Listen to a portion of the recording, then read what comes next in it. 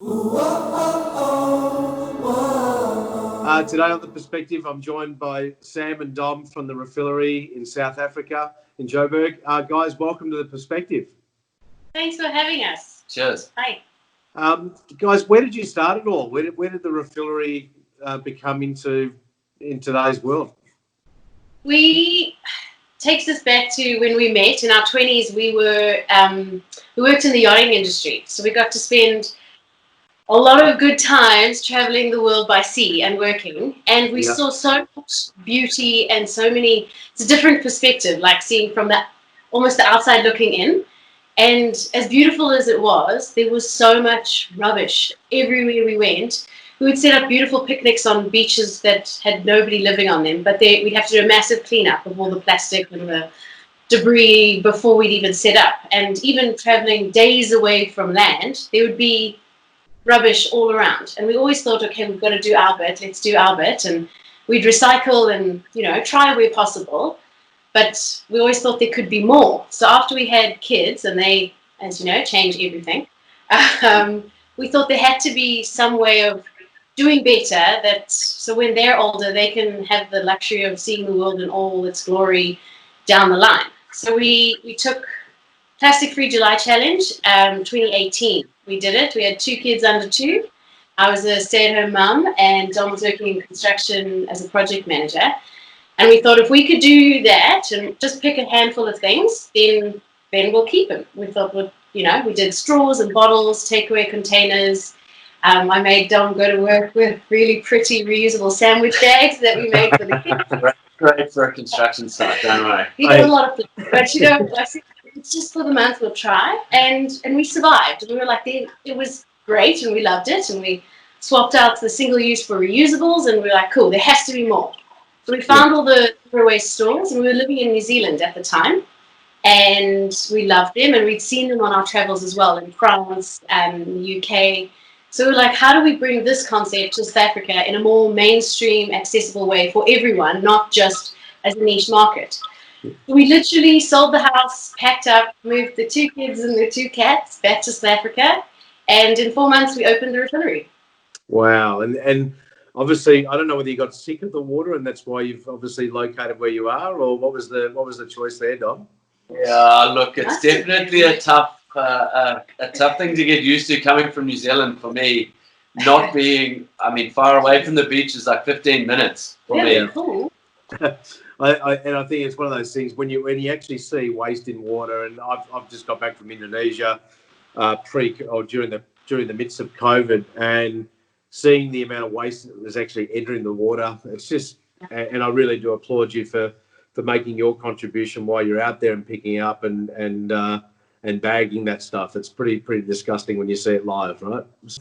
Obviously, from your business goals with the Refillery too, how are you sort of changing the way customers sort of shop in store, and obviously you can share your passion with them when there's such a bit of a block? Has the transition been hard, because you've got a big story to tell from that journey that you've been on? How does that sort of work in the store now? Look, we do have a lot of interaction with our customers, and it sort of stems from mostly coming from their questions and queries on how, why, what do I need to do, what can I do, all that sort of thing. And it's something that's important for us, and it's vital for us in the long term, is to continue to have that interaction with our customers.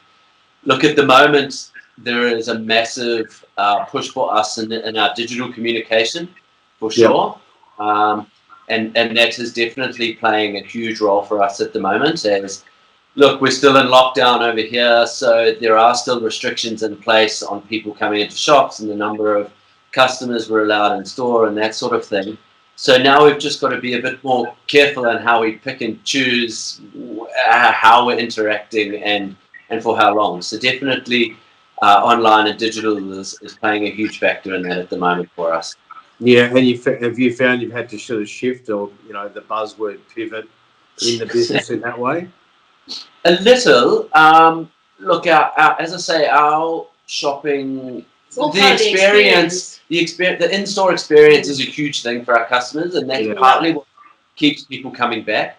Yeah. Our online store, which we set up right at the get-go. Thank goodness. Look, that definitely had a huge spike during the hard lockdown phase here, where people weren't able to go out shopping and come to work and that sort of thing. But so rather than I'd say pivot, I'd say we've kind of massaged a little bit in a different direction. But in the long run, that interactive experience is a huge thing for us and our customers. And from my side, as a product that sort of sits with you guys as well, it's quite a beautiful store. It's an engaging store whereby you've got you've got your Refillery component whereby people are coming in and obviously using less plastics and waste. Is it hard for you to deliver products in an online environment that sort of still fits your criteria? Not really. We've stuck.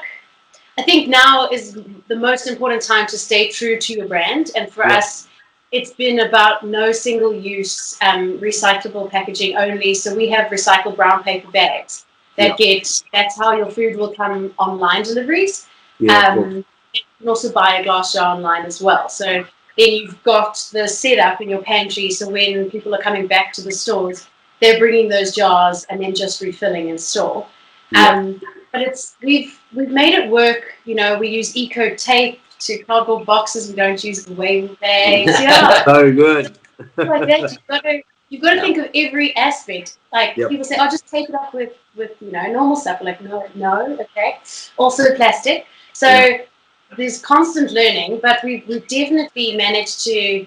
And it's a constantly growing thing, but stick to who we are as a brand. No single use, even. So I think if it's a short, there's no point in that little short-term solution for us, because if it doesn't fit who we are and what our brand is, it's too contradictory and it devalues the whole experience and the reason behind what we're doing. So look, for us at the moment, one of our biggest issues is some of our suppliers, their manufacturing operations aren't allowed to operate at full capacity. So for example, our glassware, we can't get a hold of the lids for our bottles or our jars at the moment. So we've had to take our liquids offline. People say, "Oh, just put it in a plastic bottle." Well, no, we're not going to put it in a plastic bottle. We would rather just remove that element from being online, because if we alter that in some way, then it's not staying true to who we are and what we're doing here. Yeah, that's honestly, that's because you've been on that journey and you've actually witnessed and felt it, right? It's full on. So I mean, exactly, a long-term thing. It's not a quick fix or this is for a stage of our lives. This is how we will be forever. Yeah, and look, I mean, obviously, you've probably covered a few other points that I was going to ask all in that one little block of question, that statement that you were sort of reading through, because it's like, how do you show business resilience through these tough times, and how do you make running a sustainable business in the current climate? And it all fits into that one thing, right? So we've also found on that point, just with this time, which is so difficult and it changes daily. Every day we have a new plan, but we found like customers definitely want more personal touch. So we've always made that a focus, but things like more communication and complete transparency is helping us, get through to everyone and to keep supporting small businesses, especially from our side. Keep us going. We love to be on your shelves as well from a brand's perspective too, because it gives us credit that you're so focused on that sustainable mission and that level of transparency that you do praise our product and have it there as well. So we really do thank and appreciate all the love back. It's a perfect partnership. It's a great product for us as well. Thank you so much. And also too, it's a bit of an anniversary for you guys too. Obviously, listening to your plastic-free July journey, we're in plastic-free July month this month, so which is awesome. So, have you got any tips for our viewers watching on how they can sort of reduce their single-use plastic from your journey? What you've seen the most of? I think a few of the key things for us, it's different for everyone. Everyone's at a different stage of their lives. Everyone's got a different lifestyle and whatever. I think you need to find the key things in your lifestyle that are easy to swap out. Whether it's you starting with swapping out your toothbrush when it needs replacing, you go to a bamboo one. If it's like for me, as Sam was saying a couple of years ago, take away coffee cups. I mean, I drink quite a lot of coffee and I always have. Yep. So it was, boom, get rid of the takeaway cups, and now I've got my reusable one, which was again a nice little cute one to have on construction sites as well. Geez, you're good, Sam. You're really shaping the way Dom looks at work. I really dumped him in the hot stuff. But I think those are the most important things: is to start small, take those little steps, and take it day by day. It's an overawing concept to go, wow, okay, no plastic tomorrow. And I think the thing is, if you do start small like that, as you go, you realize actually it's not that hard to do, to swap this out for that or whatever it might be. And then you continue to look at other things in your house as you go along. Actually, hang on, maybe instead of buying that, I can take a jar somewhere, or I can order online, whatever. Yeah, exactly. It's amazing what you can use all your existing Tupperware and that sort of thing for. Thanks, guys. Look, we really do appreciate your time. Now we've got our standard little rapid fire questions that we throw at you at the end of the session. So you guys ready for it? Go for it. Go for it. All right. What's your 2020 sustainability goal? Okay, I'll go balance of personal well-being with work. Stop working till 10 o'clock at night, falling asleep on the couch. Yeah, awesome. What have you guys been binge watching or listening to apart from the records behind you there? We actually just found the best. We like stand-up, so we found any stand-up on Netflix, and we are every night watching something a bit funny. You know, we need a giggle. Jim Seinfeld has a great one at the moment, and we have laughed constantly. Also, have a check out what's his name, McIntyre as well. He's a good one too. Oh, yeah, Mark McIntyre's brilliant.